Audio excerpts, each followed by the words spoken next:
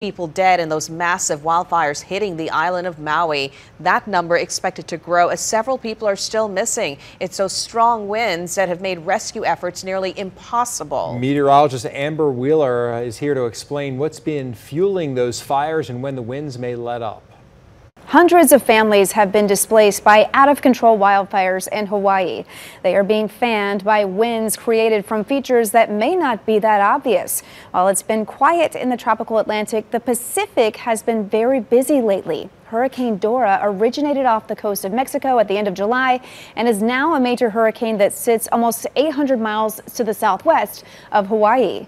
Dora is a strong area of low pressure that is competing with an area of high pressure just north of Hawaii. And the significant pressure difference between the two has created very strong easterly winds. Now, Hawaii is right in the middle of these two features, and that's why it's receiving these incredibly strong winds. You combine that with the really dry conditions and the local drought, and fires have been sparked and are, in many cases, just out of control. But the terrain of this area is also aiding in the spread of the fire. Winds traveling up the mountainous terrain are called upslope winds, and as they become downslope winds, they then increase in speed, and that makes the fire spread rapidly and also makes firefighting incredibly difficult.